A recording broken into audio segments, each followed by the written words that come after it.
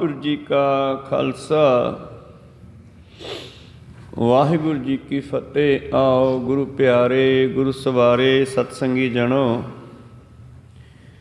रोजाना की तरह पातशाह जी की अपार किरपा बख्शिश का सदका ਅੰਮ੍ਰਿਤ ਵੇਲੇ ਤੋਂ ਲੈ ਕਰਕੇ ਹੀ ਪਾਤਸ਼ਾਹ ਜੀ ਦੇ ਚਰਨਾਂ ਕਮਲਾਂ ਵਿਖੇ ਹਾਜ਼ਰੀਆਂ ਲਵਾ ਰਹੇ ਹੋ ਆਪ ਜੀ। ਅੰਮ੍ਰਿਤ ਵੇਲੇ ਦੇ ਨਿਤਨੇਮ ਉਪਰੰਤ ਪਵਿੱਤਰ ਆਸਾ ਜੀ ਕੀ ਵਾਰ ਕੇ ਸ਼ਬਦ ਕੀਰਤਨ ਸਰਵਣ ਕਰ ਰਹੇ ਸੀ। ਉਪਰੰਤ ਚੱਲ ਰਹੀ ਲੜੀਵਾਰ ਕਥਾ ਮੁਤਾਬਕ ਪਵਿੱਤਰ ਸ਼ਬਦ ਦਾ ਪਾਠ ਸਰਵਣ ਕੀਤਾ ਜੀ। ਆਓ ਮਨੋਬਿਰਤੀਆਂ ਗੁਰੂ ਚਰਨਾਂ ਨਾਲ ਜੋੜਦੇ ਹੋਏ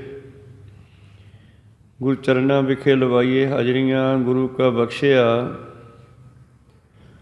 ਫਤਿਹ ਦਾ ਨਾਰਾ ਕਰੀਏ ਬੁਲੰਦ। ਉਪਰੰਤ ਬਾਣੀ ਦੀ ਵਿਚਾਰ ਨਾਲ ਜੁੜਨਾ ਕਰਾਂਗੇ। ਗੱਜ ਕੇ ਆਖੀਏ ਜੀ ਵਾਹਿਗੁਰੂ ਜੀ ਕਾ ਖਾਲਸਾ ਵਾਹਿਗੁਰੂ ਜੀ ਕੀ ਫਤਿਹ। ਸਤਨਾਮ ਸ੍ਰੀ ਵਾਹਿਗੁਰੂ ਸਾਹਿਬ ਜੀ। ਮਾਝ ਮਹੱਲਾ ਤੀਜਾ। ਤੇਰੇ ਭਗਤ ਸੋਹੇ ਸਾਚੈ ਦਰਬਾਰੇ, ਗੁਰ ਕੈ ਸ਼ਬਦ ਨਾਮ ਸਵਾਰੇ। ਸਦਾ ਆਨੰਦ ਰਹੈ ਦਿਨ ਰਾਤੀ, ਗੁਣ ਕਹਿ ਗੁਣੀ ਸਮਾਵਣਿਆ। ਹਉ ਵਾਰੀ ਜੀਉ ਵਾਰੀ, ਨਾਮ ਸੁਣ ਮਨ ਵਸਾਵਣਿਆ। ਹਉ ਵਾਰੀ ਜੀਉ ਵਾਰੀ, ਨਾਮ ਸੁਣ ਮਨ ਵਸਾਵਣਿਆ। ਵਾਹਿਗੁਰੂ। ਇਹ ਪਵਿੱਤਰ ਸ਼ਬਦ ਤੀਸਰੇ ਪਾਤਸ਼ਾਹ ਨਿਮਾਣਿਆਂ ਦੇ ਮਾਣ ਨਿਤਾਣਿਆਂ ਦੇ ਤਾਣ ਸਤਿਗੁਰੂ ਧੰਨ ਧੰਨ ਸ੍ਰੀ ਗੁਰੂ ਅਮਰਦਾਸ ਮਹਾਰਾਜ ਜੀ ਦੇ ਉਚਾਰਨ ਕੀਤੇ ਹੋਏ ਬਚਨ ਸ਼੍ਰੀ ਗੁਰੂ ਗ੍ਰੰਥ ਸਾਹਿਬ ਜੀ ਦੇ ਪਵਿੱਤਰ ਅੰਗ 122 ਉੱਪਰ ਸੁਭਾਏਮਾਨ ਹਨ। ਧੰਨ ਧੰਨ ਸ਼੍ਰੀ ਗੁਰੂ ਗ੍ਰੰਥ ਸਾਹਿਬ ਜੀ ਮਹਾਰਾਜ ਇਹਨਾਂ ਸ਼ਬਦਾਂ ਰਾਹੀਂ ਕੀ ਬਖਸ਼ਿਸ਼ ਕਰਦੇ ਹਨ। ਮਾਝ ਮਹੱਲਾ ਤੀਜਾ। ਤੇਰੇ ਭਗਤ ਸੋਹ ਹੈ ਸਾਚੈ ਦਰਬਾਰੇ। ਹੇ ਪਰਮੇਸ਼ਰ,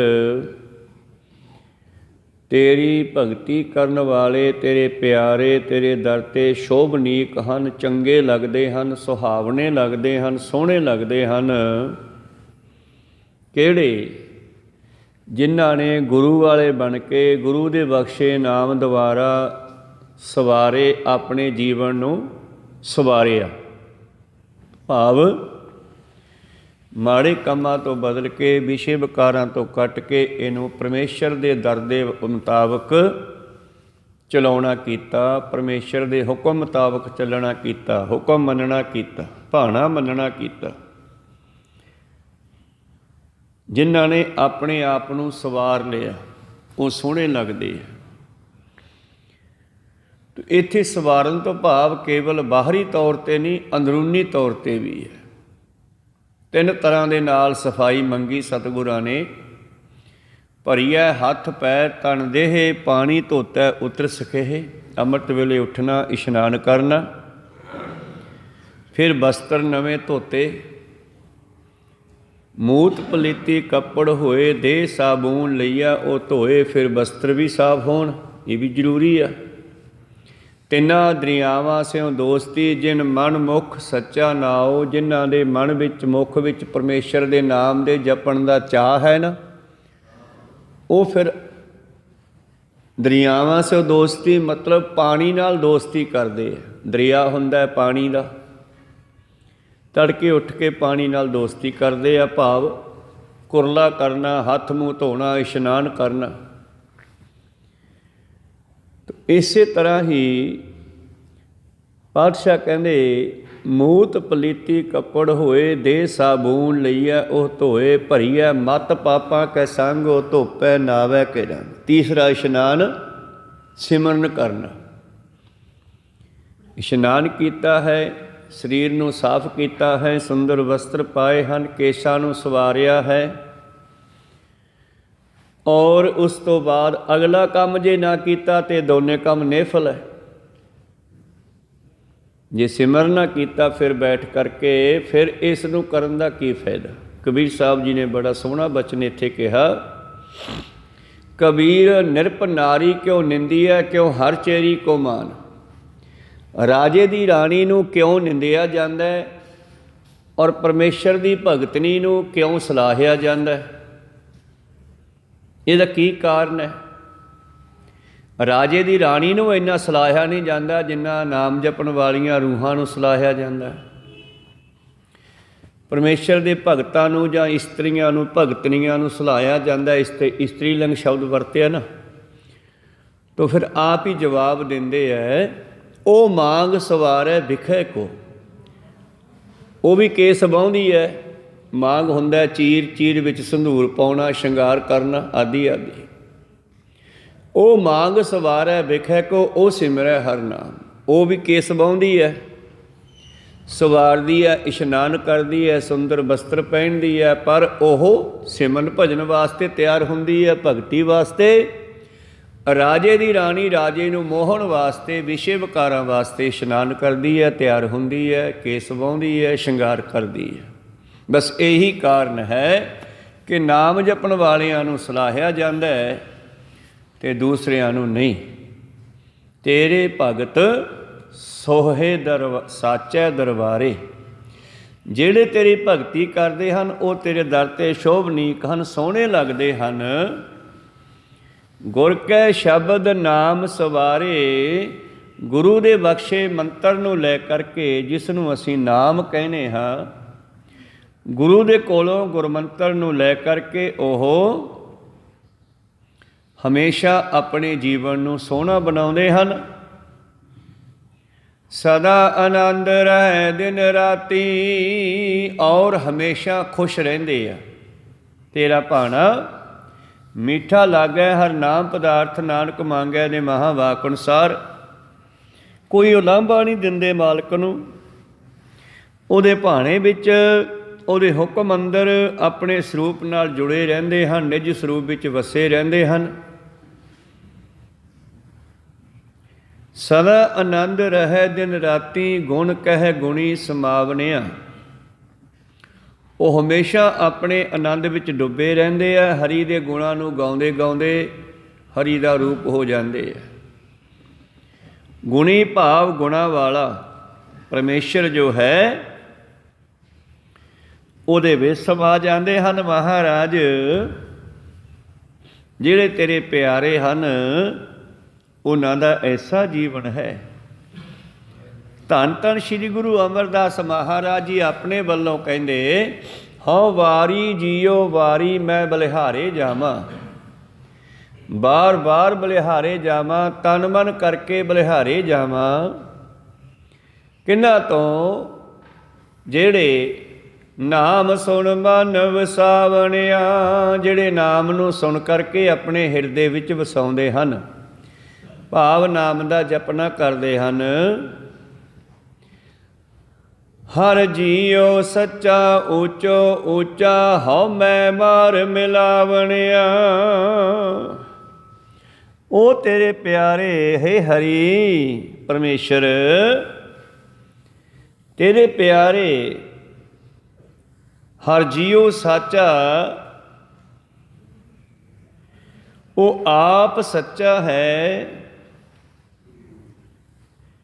ਉੱਚੋ ਉੱਚਾ, ਸਭ ਤੋਂ ਉੱਚਾ ਪਰਮੇਸ਼ਰ ਹੈ। ਸੱਚੋਂ ਉਰੇ ਸਭ ਕੋ, ਸਾਰੀ ਦੁਨੀਆ ਸੱਚ ਤੋਂ ਥੱਲੇ ਹੈ। ਉੱਪਰ ਸੱਚ ਅਚਾਰ ਅਤੇ ਉੱਪਰ ਕੌਣ ਹੈ ਸੱਚ ਤੋਂ?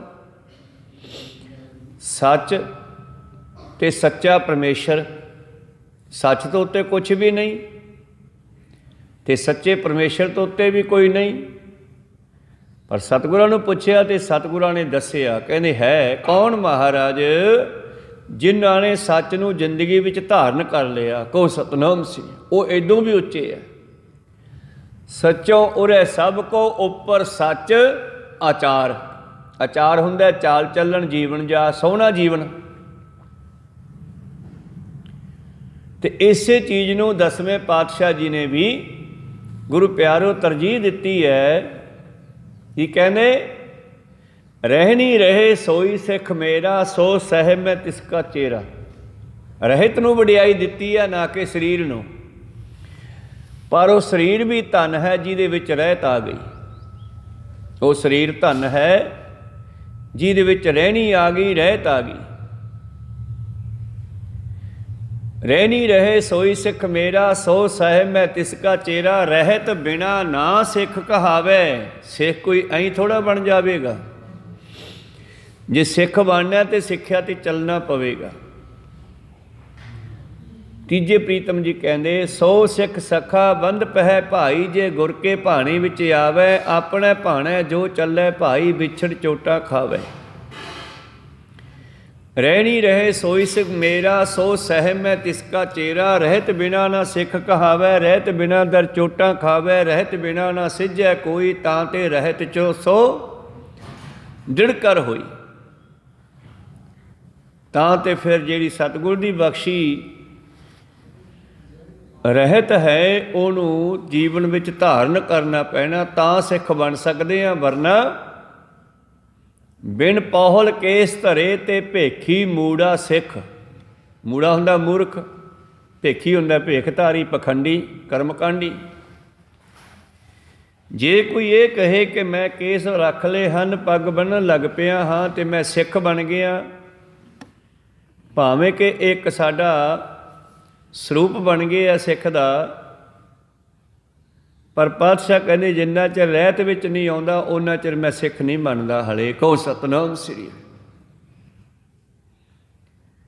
ਜੇ ਕੋਈ ਮੂਰਖੇ ਕਹੇ ਕਿ ਮੈਂ ਕੇਸ ਦਾੜਾ ਰੱਖ ਕੇ ਪੱਗ ਬੰਨ੍ਹ ਕੇ ਸਿੱਖ ਬਣ ਗਿਆ, ਤੇ ਇਦੋਂ ਅਗਲੀ ਗੱਲ ਵੀ ਪੜ੍ਹੋ ਕਿ ਉਹ ਸਿੱਖਿਆ ਨੂੰ ਵੀ ਗ੍ਰਹਿਣ ਕਰਨਾ ਪੈਣਾ, ਉਹ ਸਿੱਖਿਆ 'ਤੇ ਵੀ ਚੱਲਣਾ ਪੈਣਾ।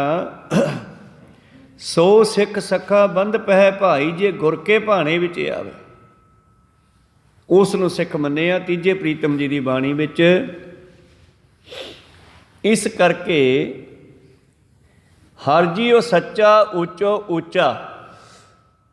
ਹਰੀ ਸੱਚਾ ਹੈ, ਜੀਵ ਵੀ ਸੱਚਾ ਹੈ, ਪ੍ਰਿਸ਼ਮਰ ਉੱਚਾ ਹੈ। ਇਹ ਜੀਵ ਉੱਚਾ ਕਿਵੇਂ ਹੋਵੇ? ਹਉ ਮੈਂ ਮਾਰ ਮਿਲਾਵਣਿਆ।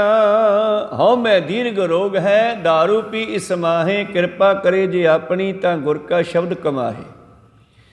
ਜਿਨ੍ਹਾਂ ਨੇ ਹਉਮੈ ਨੂੰ ਮਾਰ ਲਿਆ, ਉਹ ਉੱਚੇ ਦੇ ਵਿੱਚ ਮਿਲ ਕੇ ਉੱਚੇ ਹੋ ਗਏ, ਉਹਦਾ ਰੂਪ ਹੋ ਗਏ। ਉਹਨਾਂ ਨੂੰ ਉਸਨੇ ਆਪਣੇ ਵਿੱਚ ਮਿਲਾ ਲਿਆ। ਔਰ ਹਰ ਕਾ ਸੇਵਕ ਸੋ ਹਰ ਜੇਹਾ ਵਾਲੀ ਘਟਨਾ ਘਟ ਗਈ। ਹਰ ਕਾ ਸੇਵਕ ਸੋ ਹਰ ਜੇਹਾ, ਭੇਦ ਨਾ ਜਾਣੋ ਮਾਨਸ ਦੇਹਾ। ਫਿਰ ਉਹਨਾਂ ਵਿੱਚ ਤੇ ਪਰਮੇਸ਼ਰ ਵਿੱਚ ਕੋਈ ਫਰਕ ਨਹੀਂ ਰਿਹਾ। ਰਹਾਉ ਹਰ ਜੀਉ ਸਾਚਾ ਸਾਚੀ ਨਾਈ। ਉਹ ਪਰਮੇਸ਼ਰ ਸੱਚਾ ਹੈ, ਉਹਦੀ ਸਾਜੀ ਹੋਈ ਇਹ ਕੁਦਰਤ ਵੀ ਸੱਚੀ ਹੈ, ਉਹਦਾ ਨਾਮ ਵੀ ਸੱਚਾ ਹੈ, ਉਹਦੀ ਮਹਿਮਾ ਵੀ ਸੱਚੀ ਹੈ।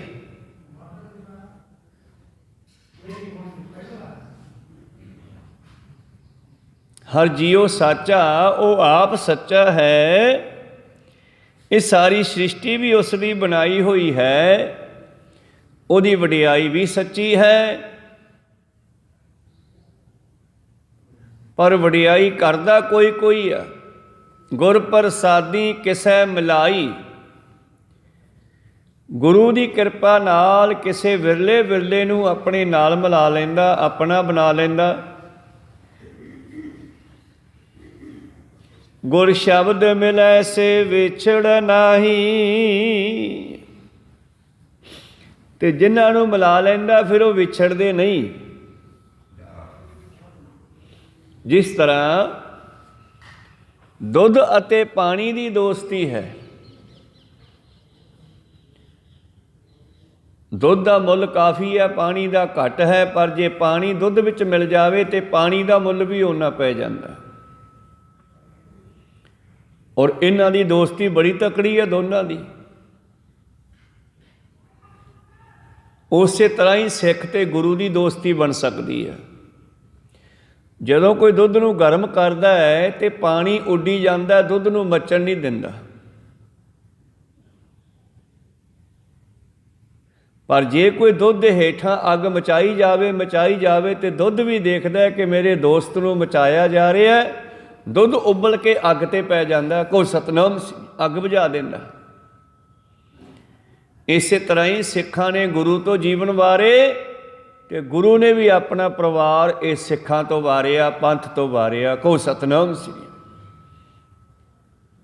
ਐਸਾ ਪਿਆਰ ਜੀਵ ਦਾ ਪਰਮੇਸ਼ਰ ਨਾਲ ਹੈ। ਜਦੋਂ ਇਹ ਜੀਵ ਪਰਮੇਸ਼ਰ ਵਿੱਚ ਮਿਲ ਗਿਆ, ਫਿਰ ਪਰਮੇਸ਼ਰ ਉਸ ਨੂੰ ਅਲੱਗ ਨਹੀਂ ਕਰਦਾ, ਆਪਣਾ ਰੂਪ ਦੇ ਦਿੰਦਾ, ਆਪਣੇ ਵਿੱਚ ਮਿਲਾ ਲੈਂਦਾ। ਹਰ ਕਾ ਸੇਵਕ ਸੋ ਹਰ ਜੇਹਾ, ਭੇਦ ਨਾ ਜਾਣੋ ਮਾਨਸ ਦੇਹਾ। ਪ੍ਰੀਤਮ ਜੀ ਕਹਿੰਦੇ, ਹਰ ਜੀ ਉਹ ਸਾਚਾ ਸਾਚੀ ਨਾਈ, ਉਹ ਹਰੀ ਸੱਚਾ ਹੈ, ਉਹਦੀ ਕੁਦਰਤ ਵੀ ਸੱਚੀ ਹੈ। ਪਰ ਕੁਦਰਤ ਵਿੱਚੋਂ ਕਿਸੇ ਕਿਸੇ ਨੂੰ, ਜਿਹੜੇ ਗੁਰੂ ਕੋਲ ਚਲੇ ਜਾਂਦੇ ਆ, ਗੁਰ ਪ੍ਰਸਾਦੀ ਕਿਸੈ ਮਿਲਾਈ, ਉਹਨਾਂ ਨੂੰ ਆਪਣੇ ਵਿੱਚ ਮਿਲਾ ਲੈਂਦਾ। ਗੁਰ ਸ਼ਬਦ ਮਿਲੈ ਸੇ ਵਿਛੜੈ ਨਾਹੀ। ਜਿਹੜੇ ਗੁਰੂ ਦੇ ਨਾਮ ਨੂੰ ਲੈ ਕਰਕੇ, ਗੁਰੂ ਦੇ ਸ਼ਬਦ ਨੂੰ ਲੈ ਕਰਕੇ ਉਹਨੂੰ ਜਪਨਾ ਕਰਦੇ ਹਨ, ਕਿਉਂਕਿ ਗੁਰੂ ਹੀ ਮਾਰਗ ਦੱਸਦਾ। ਗੁਰੂ ਤੋਂ ਬਗੈਰ ਕੋਈ ਪਰਮੇਸ਼ਰ ਨੂੰ ਮਿਲ ਨਹੀਂ ਸਕਦਾ। ਇਹ ਸਤਿਗੁਰ ਦਾ, ਪਰਮੇਸ਼ਰ ਦਾ ਬਣਾਇਆ ਹੋਇਆ ਇੱਕ ਕਾਨੂੰਨ ਹੈ ਕਿ ਗੁਰੂ ਵਾਲੇ ਬਣਨਾ ਪੈਣਾ। ਪ੍ਰੀਤਮ ਦਾ ਬਚਨ ਹੈ, ਪੁੱਛੋ ਬ੍ਰਹਮੈ ਨਾਰਦੈ, ਗੁਰ ਬਿਨ ਤਰਿਆ ਨਾ ਕੋਏ। ਜੇ ਸੁਖਦੇਵ ਮੁਨੀ ਦੀ ਗੱਲ ਕਰੀਏ ਤੇ ਉਸ ਦੀ ਬਹੁਤ ਜ਼ਿਆਦਾ ਤਪੱਸਿਆ ਸੀ।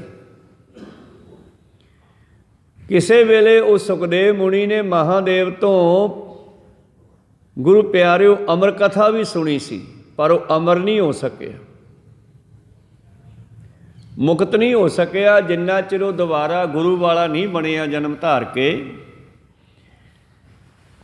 ਇਸ ਕਰਕੇ ਗੁਰੂ ਵਾਲੇ ਬਣਨਾ ਸਤਿਗੁਰ ਨੇ ਦੱਸਿਆ ਬੜਾ ਜ਼ਰੂਰੀ ਹੈ। ਸਤਿਗੁਰਾਂ ਦੇ ਜੀਵਨ ਦਾ ਆਪਣਾ ਪ੍ਰੈਕਟੀਕਲ ਹੈ। ਧੰਨ ਧੰਨ ਸ਼੍ਰੀ ਗੁਰੂ ਅਮਰਦਾਸ ਮਹਾਰਾਜ ਜੀ ਦਾ ਆਪਣੇ ਜੀਵਨ ਦਾ ਪ੍ਰੈਕਟੀਕਲ ਹੈ ਕਿ ਗੁਰੂ ਵਾਲੇ ਬਣਨਾ ਕਿੰਨਾ ਜ਼ਰੂਰੀ ਆ। ਸਤਿਗੁਰੂ ਪਾਤਸ਼ਾਹ ਜੀ ਕਹਿੰਦੇ, ਗੁਰ ਸ਼ਬਦ ਮਿਲੈ ਸੇ ਵਿਛੜੈ ਨਾਹੀ, ਸਹਿਜੇ ਸੱਚ ਸਮਾਵਣਿਆ। ਸ਼ਬਦ ਨਾਲ ਜੁੜ ਕਰਕੇ ਜਿਵੇਂ ਜਿਵੇਂ ਜੀਵ ਨਾਮ ਜਪਦਾ ਹੈ, ਸਹਿਜੇ ਸਹਿਜੇ ਉਹਦੇ ਵਿੱਚ ਮਿਲ ਜਾਂਦਾ ਹੈ, ਉਹਦੇ ਵਿੱਚ ਸਮਾ ਜਾਂਦਾ ਹੈ, ਉਹਦਾ ਰੂਪ ਹੋ ਜਾਂਦਾ।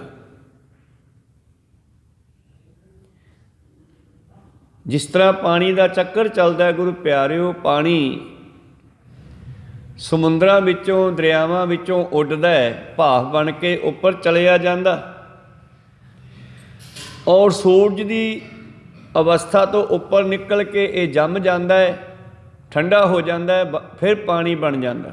ਹਵਾ ਤੋਂ ਫਿਰ ਪਾਣੀ ਬਣ ਜਾਂਦਾ, ਪਾਣੀ ਬਣ ਕੇ ਫਿਰ ਇਹ ਵਰਦਾ ਧਰਤੀ 'ਤੇ ਵਾਪਸ, ਤੇ ਅਨੇਕਾਂ ਪਹਾੜਾਂ, ਨਦੀਆਂ, ਨਾਲਿਆਂ, ਟੋਇਆਂ, ਟਿੱਬਿਆਂ 'ਚੋਂ ਰੁੜਦਾ ਹੋਇਆ ਅਖੀਰ ਕਿੱਥੇ ਚਲਿਆ ਜਾਂਦਾ? ਪਤਾਲਾਂ ਵਿੱਚ, ਜਿੱਥੋਂ ਇਹਦਾ ਸਰੋਤ ਸੀ। ਪਤਾਲਾਂ ਵਿੱਚ ਫਿਰ ਜਾ ਮਿਲਦਾ।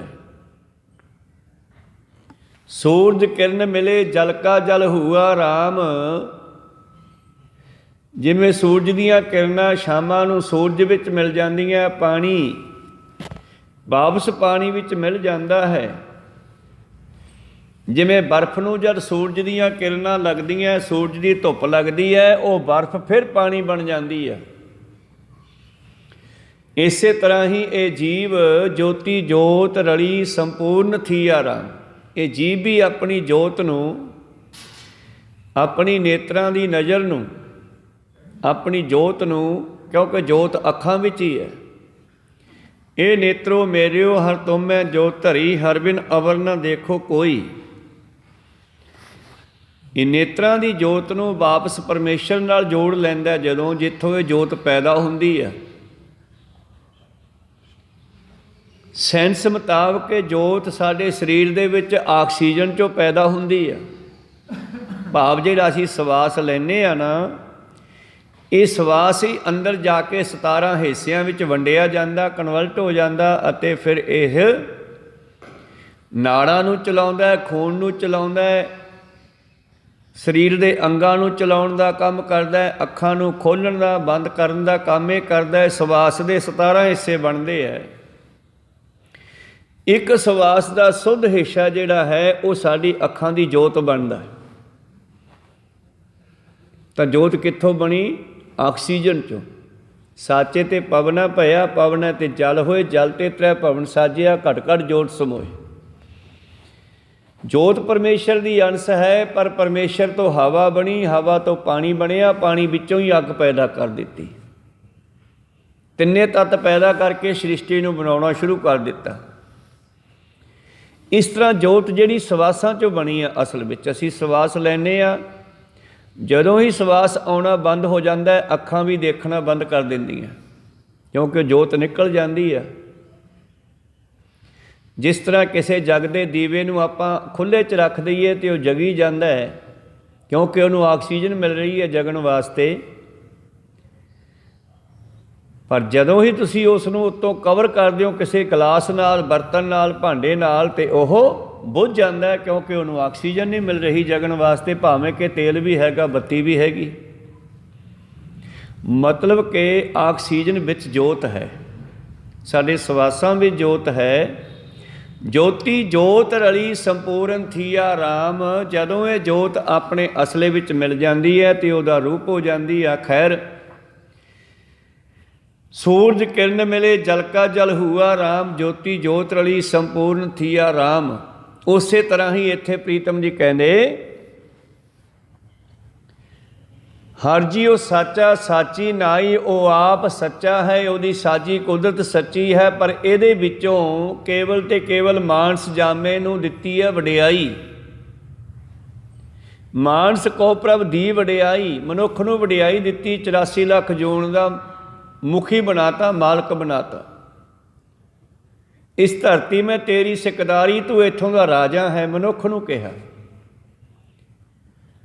ਇਸ ਧਰਤੀ ਮੈਂ ਤੇਰੀ ਸਿਕਦਾਰੀ, ਅਵਰ ਜੋਨ ਤੇਰੀ ਪਰਿਹਾਰੀ।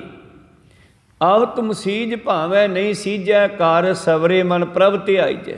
ਕਾਰਜ ਤਾਂ ਰਾਸ ਹੋਣੇ ਹੈ ਜੇ ਪਰਮੇਸ਼ਰ ਨੂੰ ਸਿਮਰੇਗਾ, ਵਰਨਾ ਬੜਾ ਮੁਸ਼ਕਿਲ ਹੈ।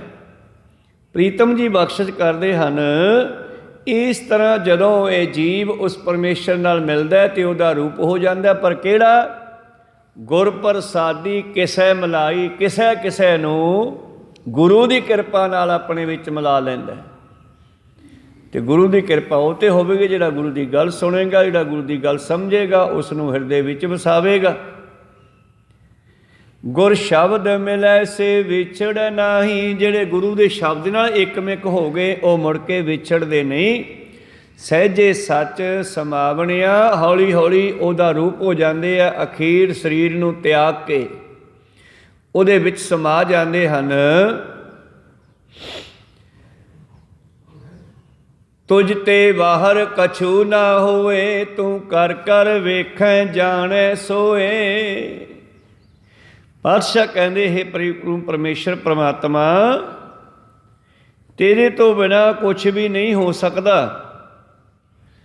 ਜੋ ਤੂੰ ਚਾਹੁੰਦਾ ਹੈ ਉਹੋ ਹੀ ਹੁੰਦਾ।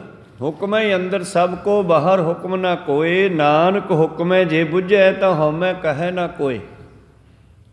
ਤੇਰੇ ਹੁਕਮ ਤੋਂ ਬਗੈਰ ਕੁਛ ਵੀ ਨਹੀਂ ਹੋ ਸਕਦਾ। ਕਹਿੰਦੇ ਪੱਤਾ ਵੀ ਉਹਦੇ ਹੁਕਮ ਤੋਂ ਬਿਨਾਂ ਨਹੀਂ ਹਿੱਲਦਾ।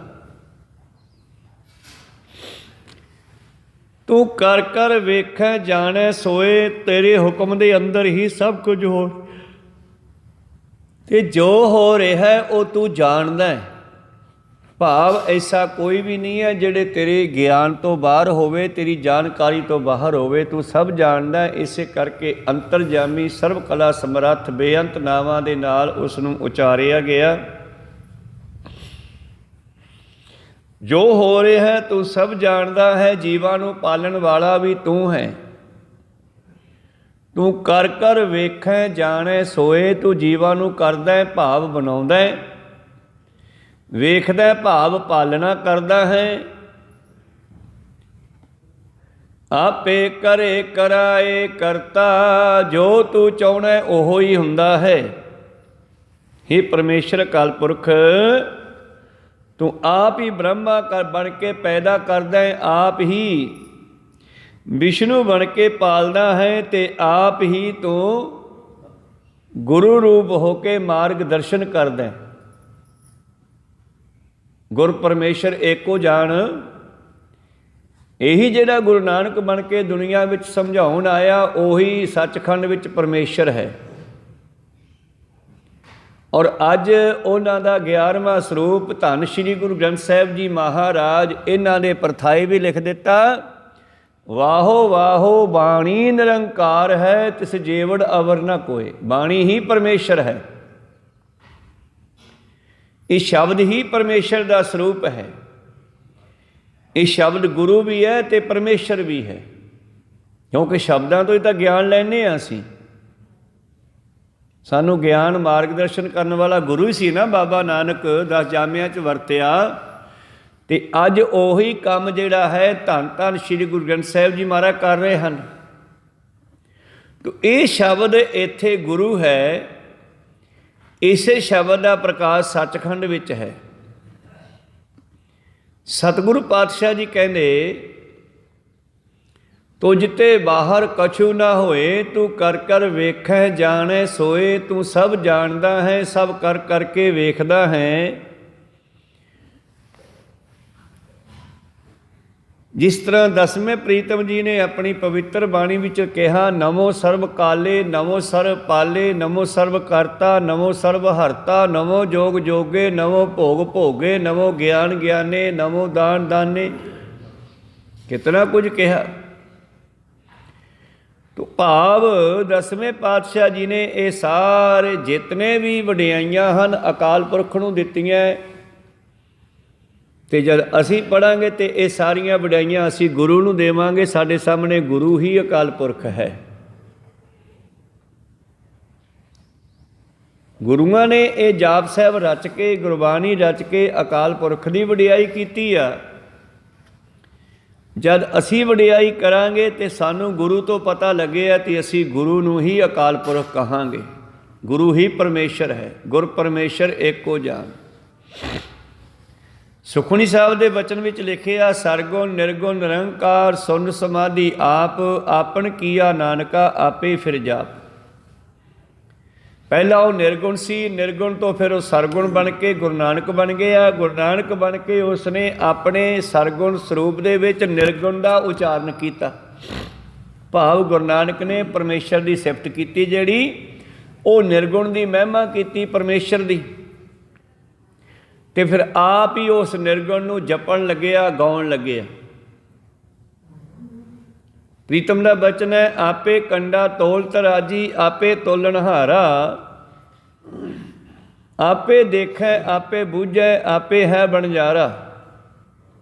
अंधला नीच जात परदेसी, खिन आवै तिल जावै, ताकि संगत नानक रहिंदा, क्यों कर मूड़ा पावै।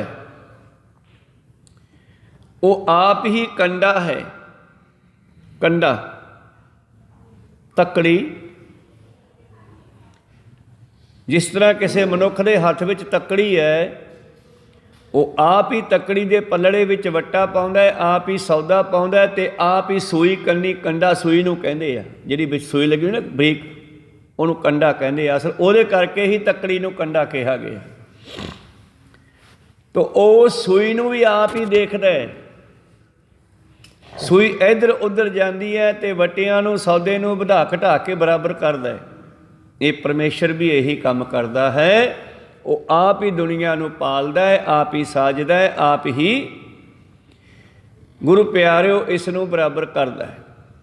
आपे कंडा तोल तराजी, आपे तोलन हारा। आपे देखै आपे बूझै, आपे है बनजारा।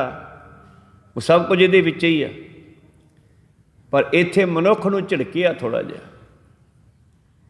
आपे है बनजारा, अंधला नीच जात परदेसी। ये मनुख अपने अंदरों वेखण की बजाय बाहर जाता है। कहो सतनाम, जिवें ਜੋਗੀਆਂ ਦੇ ਕਹੇ ਤੇ ਬਹੁਤ ਸਾਰੇ ਵੱਡੇ ਵੱਡੇ ਰਾਜੇ ਘਰ-ਬਾਰ ਛੱਡ ਕੇ ਜੋਗੀ ਬਣ ਕੇ ਜੰਗਲਾਂ ਨੂੰ ਤੁਰ ਗਏ।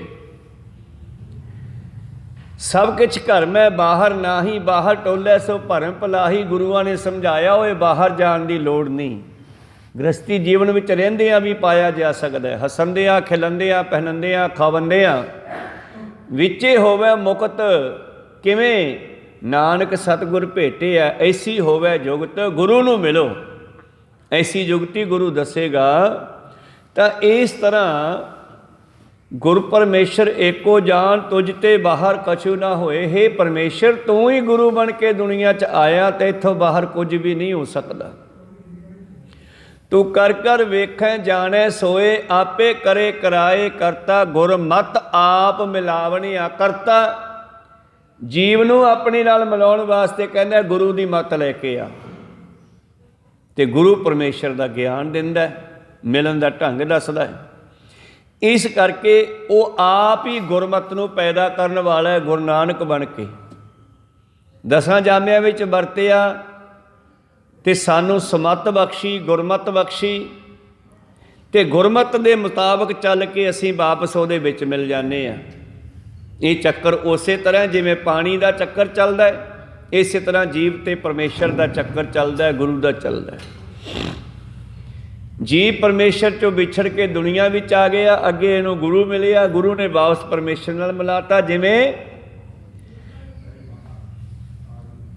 ਸਮੁੰਦਰ 'ਚੋਂ ਉੱਡਿਆ ਪਾਣੀ ਭਾਫ ਬਣ ਕੇ ਉੱਪਰ ਚੜ੍ਹ ਗਿਆ, ਉੱਪਰ ਜਾ ਕੇ ਠੰਡਾ ਹੋ ਕੇ ਪਾਣੀ ਬਣ ਗਿਆ, ਪਾਣੀ ਬਣ ਕੇ ਥੱਲੇ ਆ ਗਿਆ, ਬਰਫ਼ ਬਣ ਗਿਆ। ਬਰਫ਼ ਦੇ ਉੱਤੇ ਪਰਮੇਸ਼ਰ ਰੂਪੀ ਸੂਰਜ ਨੇ ਆਪਣੀਆਂ ਕਿਰਨਾਂ ਪਾਈਆਂ, ਉਹਨਾਂ ਨੂੰ ਦੁਬਾਰਾ ਫਿਰ ਪਾਣੀ ਬਣਾ ਦਿੱਤਾ।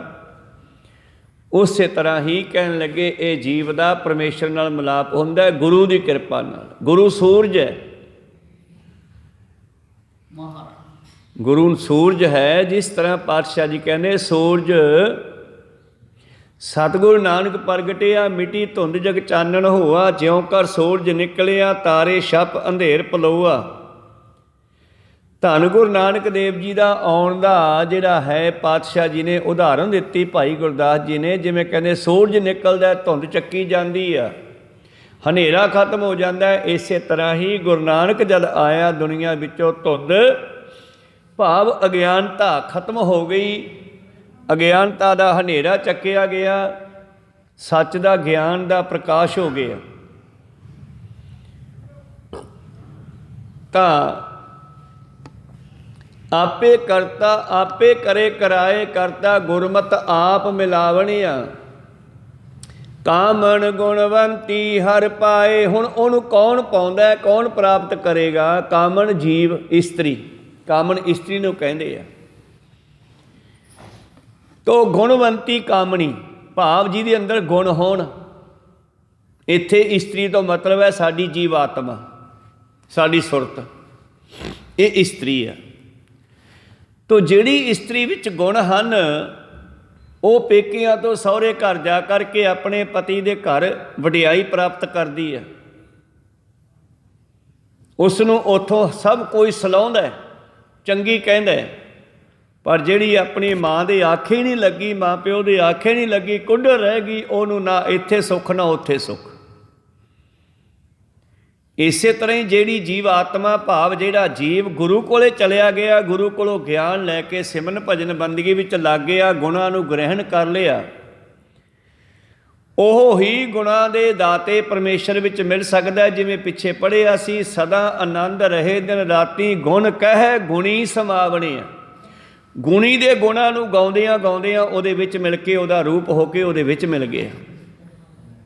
ਜਿਸ ਤਰ੍ਹਾਂ ਧਾਤ ਮਿਲੈ ਫੁਨ ਧਾਤ ਕੋ, ਲਿਵ ਲਿਵੈ ਕੋ ਧਾਵੈ। ਪ੍ਰੇਮ ਦੇ ਵਿੱਚ ਪ੍ਰੇਮ ਸਮਾਊਗਾ, ਧਾਤੂ ਵਿੱਚ ਧਾਤੂ ਸਮਾਵੇਗੀ। ਸੋਨੇ ਦੇ ਵਿੱਚ ਪ੍ਰੇਮ ਨਹੀਂ ਸਮਾਉਂਦਾ, ਸੋਨੇ ਵਿੱਚ ਤਾਂਬਾ ਚਾਂਦੀ ਪਿੱਤਲ ਇਹ ਸਮਾ ਸਕਦਾ। ਸੋਨੇ ਵਿੱਚ ਸੋਨਾ ਧਾਤੂ ਹੈ, ਧਾਤੂ ਵਿੱਚ ਧਾਤ ਮਿਲੇਗੀ, ਪ੍ਰੇਮ ਵਿੱਚ ਪ੍ਰੇਮ ਮਿਲੇਗਾ। ਧਾਤ ਮਿਲੈ ਫੁਨ ਧਾਤ ਕੋ, ਲਿਵ ਲਿਵੈ ਕੋ ਧਾਵੈ। ਪਾਨਾ ਵਾੜੀ ਹੋਏ ਘਰ, ਖਰ ਸਾਰ ਨਾ ਜਾਣੈ। ਘਰੇ ਫੁੱਲਾਂ ਦੀ ਬਾੜੀ ਹੋਵੇ ਤੇ ਖਰ ਕਹਿੰਦੇ ਆ ਗਧੇ ਨੂੰ, ਤੇ ਗਧੇ ਨੂੰ ਫੁੱਲਾਂ ਦੇ ਖੁਸ਼ਬੂ ਦਾ ਕੀ ਪਤਾ, ਉਹ ਤਾਂ ਰੂੜੀਆਂ ਲਿਟਣ ਵਾਲਾ ਬੰਦਾ ਹੈ। ਇਸ ਕਰਕੇ ਸਾਡੇ ਘਰ ਦੇ ਵਿੱਚ ਨਾਮ ਦੀ ਖੁਸ਼ਬੂ ਹੋਵੇ, ਪਰ ਮਨ ਰੂਪੀ ਗਧੇ ਨੂੰ ਓਨਾ ਚਿਰ ਕਿੱਥੇ ਗਿਆਨ ਆਵੇ ਜਿੰਨਾ ਚਿਰ ਗੁਰੂ ਨੂੰ ਪੁੱਛਦਾ ਨਹੀਂ। ਪਾਨਾ ਬਾੜੀ ਹੋਏ ਘਰ ਖਰ ਸਾਰ ਨਾ ਜਾਣੇ, ਰਸੀਆ ਹੋਵੇ ਮੁਸ਼ਕ ਕਾ। ਮੁਸ਼ਕ ਕਾਸ ਨੂੰ ਕਹਿੰਦੀ ਆ ਖੁਸ਼ਬੂ ਨੂੰ। ਜਿਹੜਾ ਮੁਸ਼ਕ ਦਾ ਰਸੀਆ ਹੈ ਸੋ ਫੂਲ ਪਛਾਣੈ, ਉਹਨੂੰ ਪਤਾ ਲੱਗੇਗਾ ਵੀ ਇਹ ਗੁਲਾਬ ਹੈ, ਇਹ ਗੇਂਦਾ, ਇਹ ਕਿਹੜਾ ਹੈ, ਇਹ ਕਿਹੜਾ ਫੁੱਲ ਹੈ, ਜਿਹਨੇ ਉਹਦਾ ਗਿਆਨ ਪ੍ਰਾਪਤ ਕੀਤਾ। ਔਰ ਇਹ ਬੜਾ ਡੂੰਘਾ ਗਿਆਨ ਹੈ, ਇਸ ਦਾ ਰਸੀਆ ਬਣਨਾ ਬਹੁਤ ਔਖਾ ਹੈ। ਮੁਸ਼ਕ ਦਾ ਰਸੀਆ, ਅਤੇ ਇਹ ਮੁਸ਼ਕੋ ਭਾਵ ਖੁਸ਼ਬੂ ਕਿੱਥੇ ਆ ਰਹੀ ਹੈ? ਨਾਸਕਾ ਦੇ ਨੇੜੇ। ਅਤੇ ਇੱਥੇ ਕਦੇ ਕਿਸੇ ਨੇ ਰਸ ਮਾਣਿਆ ਹੀ ਨਹੀਂਗਾ। ਜਦੋਂ ਇਹਦਾ ਰਸੀਆ ਬਣ ਗਿਆ, ਫਿਰ ਅੰਦਰਲੀ ਜਿਹੜੀ ਨਾਮ ਦੀ ਖੁਸ਼ਬੂ ਹੈ ਉਹਨੂੰ ਪਛਾਣ ਸਕੇਗਾ। ਇਹ ਅੰਦਰਲੀ ਖੇਡ ਵੀ ਹੈ, ਕੇਵਲ ਉਹਨਾਂ ਫੁੱਲਾਂ ਦੀ ਉਦਾਹਰਨ ਨਹੀਂ ਹੈ, ਇਹ ਅੰਦਰ ਦੀ ਗੱਲ ਹੈ। ਮੇਰੇ ਪ੍ਰੀਤਮ ਜੀ ਕਹਿੰਦੇ, ਕਾਮਨ ਗੁਣਵੰਤੀ ਹਰ ਪਾਏ, ਜਿਨ੍ਹਾਂ ਨੇ ਗੁਣਾਂ ਨੂੰ ਗ੍ਰਹਿਣ ਕੀਤਾ ਉਹ ਜੀਵ ਇਸਤਰੀਆਂ ਹਰੀ ਰੂਪੀ ਪਰਮੇਸ਼ਰ ਨੂੰ ਪਾਉਂਦੀਆਂ। ਦਵਾਈ ਦੇ ਨਾਲ ਪਰਹੇਜ਼ ਵੀ ਹੁੰਦਾ। ਅੱਗੇ ਪਰਹੇਜ਼ ਦੇਖ ਲਓ। ਭੈ ਭਾਏ ਸ਼ਿੰਗਾਰ ਬਣਾਏ, ਜਿਨ੍ਹਾਂ ਨੇ ਪਰਮੇਸ਼ਰ ਦੇ ਡਰ ਦੇ ਵਿੱਚ ਰਹਿੰਦਿਆਂ ਹੋਇਆਂ ਉਹਦੇ ਨਾਲ ਪ੍ਰੇਮ ਦਾ ਸ਼ਿੰਗਾਰ ਬਣਾਇਆ।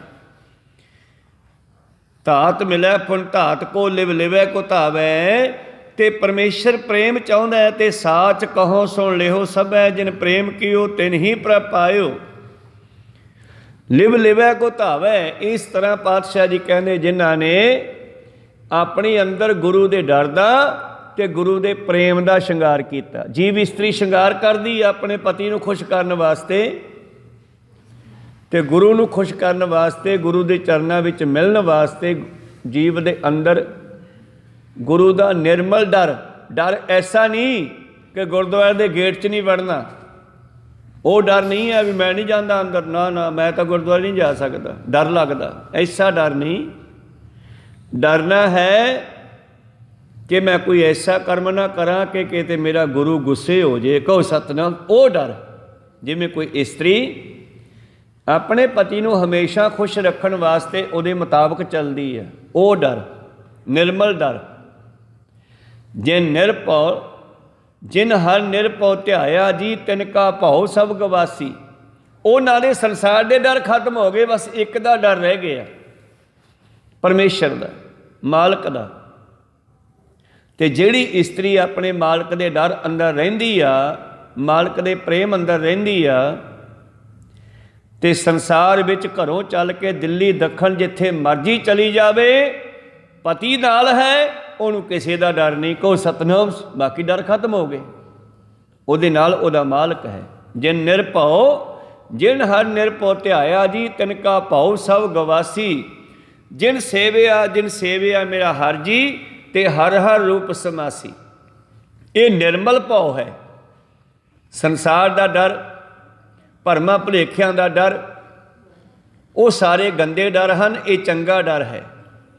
ਪ੍ਰੀਤਮ ਜੀ ਕਹਿੰਦੇ, ਕਾਮਣ ਗੁਣਵੰਤੀ ਹਰ ਪਾਏ, ਜਿਹੜੀ ਜੀਵ ਇਸਤਰੀ, ਕਾਮਣ ਇਸਤਰੀ, ਜਿਹੜੀ ਜੀਵ ਇਸਤਰੀ ਨੇ ਗੁਣਾਂ ਨੂੰ ਗ੍ਰਹਿਣ ਕਰ ਲਿਆ। ਕਿਹੜੇ ਗੁਣ? ਜਿਹੜੇ ਗੁਰੂ ਗੋਬਿੰਦ ਸਿੰਘ ਕਹਿੰਦੇ ਆ, ਗੁਰੂ ਨਾਨਕ ਕਹਿੰਦੇ ਆ, ਜਿਨ੍ਹਾਂ ਨੇ ਉਹ ਗੁਣ ਧਾਰਨ ਕਰ ਲਏ। ਸੱਚੋ ਉਰੇ ਸਭ ਕੋ ਉੱਪਰ ਸੱਚ ਅਚਾਰ, ਸੱਚ ਸਭ ਤੋਂ ਉੱਚਾ ਹੈ। ਪਰ ਸੱਚ ਤੋਂ ਉੱਚੇ ਕੌਣ ਹੈ? ਜਿਨ੍ਹਾਂ ਨੇ ਸੱਚ ਨੂੰ ਗ੍ਰਹਿਣ ਕਰ ਲਿਆ। ਗੁਰੂ ਸਾਹਿਬ ਜੀ ਵੀ ਕਹਿੰਦੇ ਆ, ਸੋ ਸਿੱਖ ਸਖਾ ਬੰਧ ਪੈ ਭਾਈ, ਜੇ ਗੁਰ ਕੇ ਭਾਣੇ ਵਿੱਚ ਆਵੇ। ਰਹਿ ਨਹੀਂ ਰਹੇ ਸੋਈ ਸਿੱਖ ਮੇਰਾ, ਸੋ ਸਹਿ ਮੈਂ ਤਿਸ ਕਾ ਚੇਰਾ। ਇੱਥੇ ਵੀ ਸਰੀਰ ਨੂੰ ਤਰਜੀਹ ਨਹੀਂ ਦਿੱਤੀ, ਕਾਨੂੰਨ ਨੂੰ ਤਰਜੀਹ ਦਿੱਤੀ ਹੈ, ਰਹਿਤ ਨੂੰ ਤਰਜੀਹ ਦਿੱਤੀ ਹੈ। ਜਿਹੜਾ ਮੇਰੀ ਰਹਿਤ ਰੱਖਦਾ ਉਹੀ ਮੇਰਾ ਸਿੱਖ ਆ, ਦੂਜਾ ਨਹੀਂ। ਰਹਿਤ ਬਿਨਾ ਨਾ ਸਿੱਖ ਕਹਾਵੈ, ਰਹਿਤ ਬਿਨਾ ਦਰ ਚੋਟਾਂ ਖਾਵੈ, ਰਹਿਤ ਬਿਨਾ ਨਾ ਸਿੱਝੈ ਕੋਈ, ਤਾਂ ਤੇ ਰਹਿਤ ਸੋ ਜੜ ਕਰ ਹੋਈ ਖੈਰ। ਅੱਗੇ ਚੱਲੀਏ। ਪ੍ਰੀਤਮ ਜੀ ਕਹਿੰਦੇ, ਕਾਮਣ ਗੁਣਵੰਤੀ ਹਰ ਪਾਏ, ਭੈ ਭਾਏ ਸ਼ਿੰਗਾਰ ਬਣਾਏ, ਸਤਿਗੁਰ ਸੇਵ ਸਦਾ ਸੁਹਾਗਣ। ਜਿਹੜੀਆਂ ਗੁਰੂ ਦੇ ਭੈ ਅੰਦਰ ਰਹਿੰਦੀਆਂ ਜੀਵ ਇਸਤਰੀਆਂ ਉਹ ਹਮੇਸ਼ਾ ਹੀ ਸੁਹਾਗਣਾ ਰਹਿੰਦੀਆਂ, ਭਾਵ ਪਰਮੇਸ਼ਰ ਦੀਆਂ ਬਣੀਆਂ ਰਹਿੰਦੀਆਂ, ਮਾਲਕ ਦੇ ਨਾਲ ਜੁੜੀਆਂ ਰਹਿੰਦੀਆਂ। ਸਦਾ ਸੁਹਾਗਣ ਸੱਚ ਉਪਦੇਸ਼ ਸਮਾਵਣਿਆ, ਉਹ ਸੱਚੇ ਉਪਦੇਸ਼ ਨੂੰ ਹਿਰਦੇ ਵਿੱਚ ਵਸਾ ਲੈਂਦੀਆਂ। ਅਤੇ ਦੂਜੀਆਂ